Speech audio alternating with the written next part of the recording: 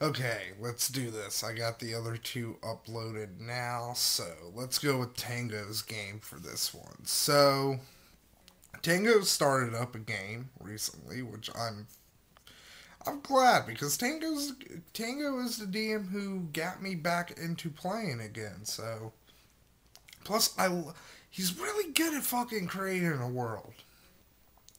So the world we're in this one, I forget all the names.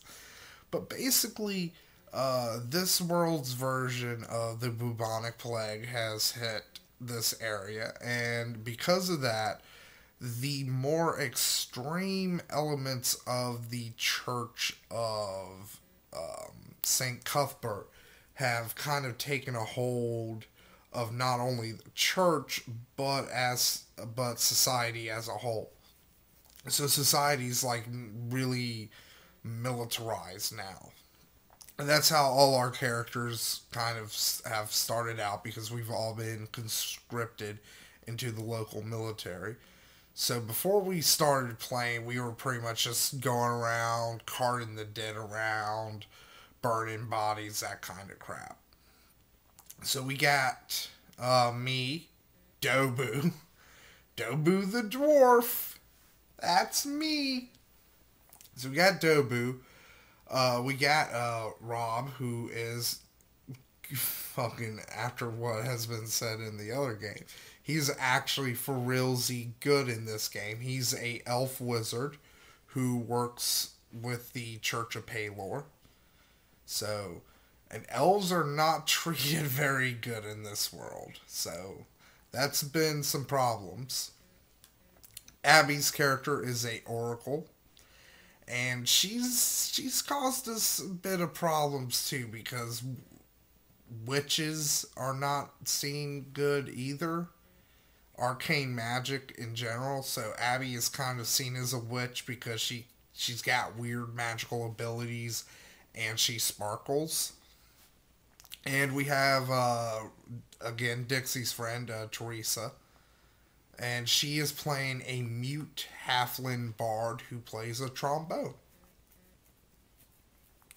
So basically, we got set off because there's some witch activity down in Wolves Hollow, which if you've seen the D&D classics I uploaded a while back, that's the same place. I mean, it's not the exact same place. It's just, so it's like, oh boy, looks like we finally get our revenge on the tree, Rob. LOL. So we head off, and we hit off with one of the church's most experienced witch hunters, Bronson Shatterskull, who is a fucking right dickhead. I hate him. I hated him so much, I in fact sabotaged his horse's saddle. And you know what? It's not just me. Fucking Teresa also fucking, chased his horse off. So there. And he doesn't like Dobu, which I don't know why. It was never proven in the fucking zone of truth that he fucking sabotaged it because Dobu was smart because basically on our first night, here's what happened. We found a bunch of dead bodies. So we were looking around and we found a nest of bees. So naturally, I had a flask of alchemist fire, so I threw the fucking alchemist fire at the nest of bees. So that starts a fight. Like, me, Abby, and fucking Rob are getting our ass kicked by the fucking bees. Abby manages to fucking spook them away with some of her magic. I think Rob helped too with his magic. And then, I'm like, well, it's obvious what happened here. These bees are murderers. They murdered these travelers, and we needed to enact bee justice. And it fucking bore out because that's what happened to the travelers. They got stung to death. So, those bees will never fucking sting another group of fucking travelers to death ever fucking again. I guarantee you that. So, So after that happened, we camped for the night, and during the night, after I sabotaged the dude's saddle, I get bit by a spider, and I nearly die. So, I should point out we are first level in this game, so yeah, a spider bite can literally kill you at first fucking level. So thankfully, I made a noise, so everybody woke up and they managed to heal me. So the next day, dude falls off his horse. He's Rob, even though he's good, he's a goody two shoes. So he's like, maybe you should zone of truth, everybody. So he does. Oh, Casey. Casey, what's up? There you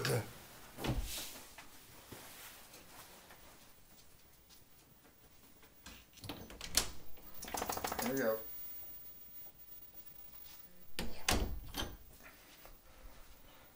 Sorry for the interruption. So basically, he zones the truth. I managed to make the will save, and I'm like, hey, I was bitten by a spider. I mean, come on. So I managed to get out of that. So after that whole ordeal, we get to a barn. Well, it's an inn and a barn. So Reynolds gets to stay in a room while we get to stay in the barn with the weird fucking peeping Tom kid who fucking throws his blanket with his fucking pubis lice all over fucking Abby and Teresa. So that was fun for them to fucking deal with. So I think, now I wasn't there for this, but somehow they ended up helping him and they got a statue of a satyr who, it turns out, a satyr's been following us because every day since we ventured off on this journey, uh, we've been hearing music, pipe music. Is Casey at the door?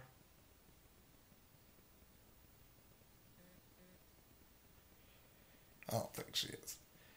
Anyways, which that's gonna come in handy. Like, that is Chekhov's fucking statue. You'll see why coming up here.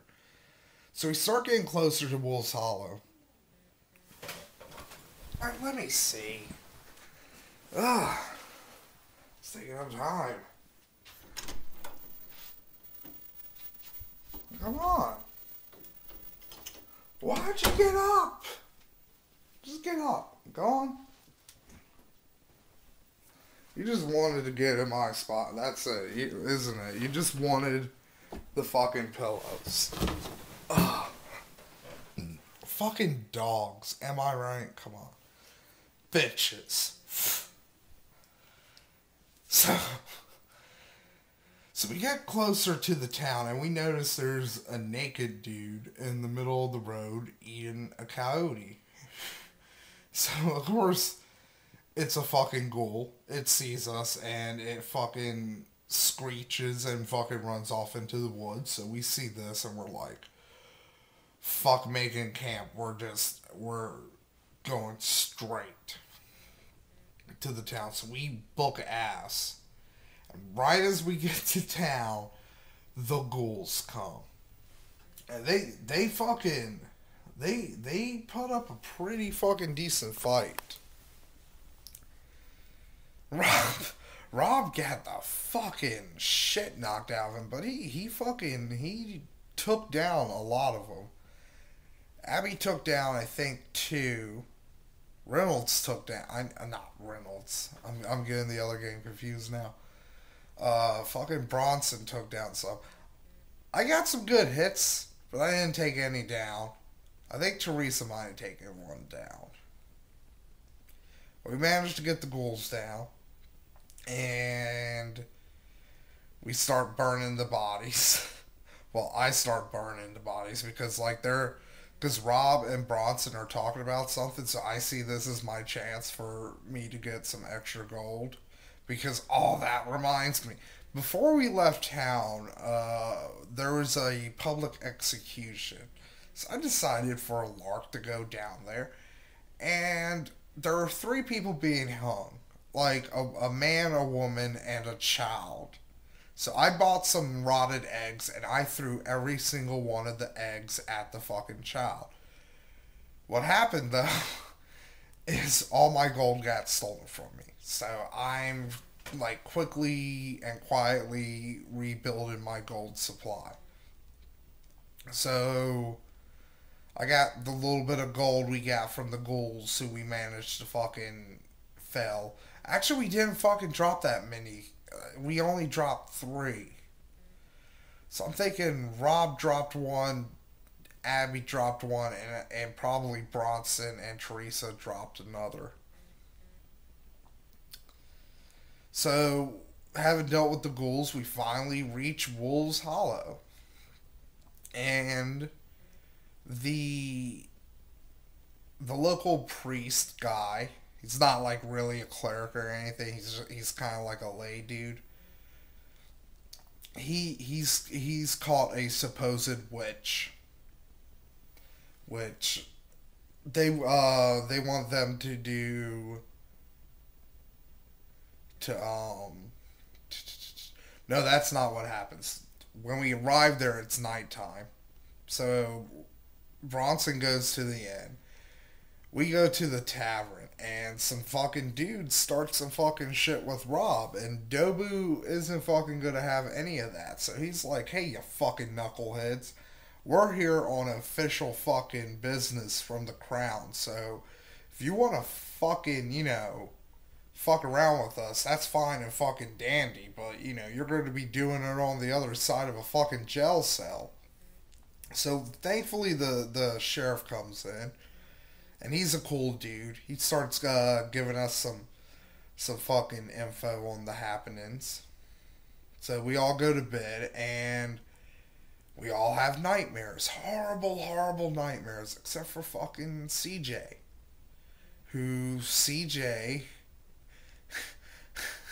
CJ and Dobu end up sleeping together because Dobu's like, I'm scared. Can I sleep with you?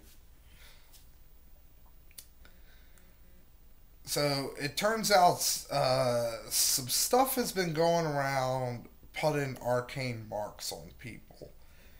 And this goes to where the lady was because Abby managed to kind of finesse an amicable situation for the lady to where she didn't have to strip in front of a bunch of fucking dudes. So Abby finds an arcane mark on her, and it turns out she hasn't been having the nightmares. So we look on CJ. He has one of these marks. This whole time, Teresa's been going around trying to find info on the satyr because when she had the nightmare and she couldn't sleep, she decided to go out and play her trombone. So she got to meet the satyr, and he kind of like he fucking did something to her fucking trombone, and they also gave him the statue. It's kind of like a sign of like, oh hey, here, this is you. So we find this out. Abby manages to convince Bronson that the woman is innocent because we've heard tales that there's an old woman on the edge of town who doesn't really seem to be having the nightmares. So while this is happening,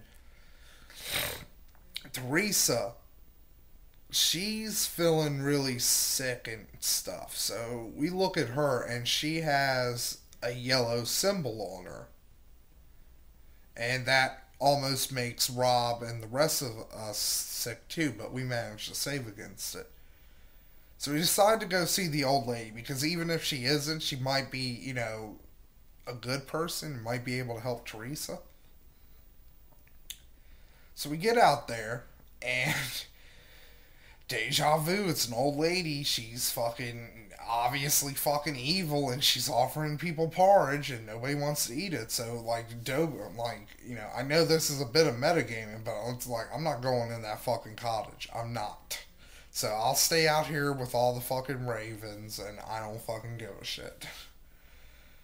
So they go in, and she gives them some medicine, and she plays ignorant.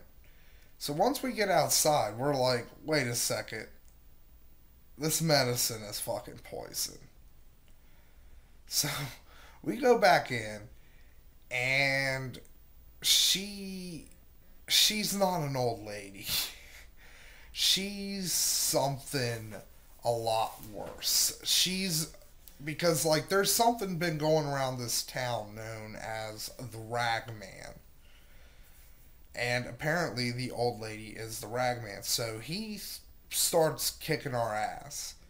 So that's when Teresa pulls out the trumpet and lets it off, and that gets the Star to come. Star scares off the Ragman, and manages to heal Teresa, and that's where that game ended. So 3 fucking down, 1 to go.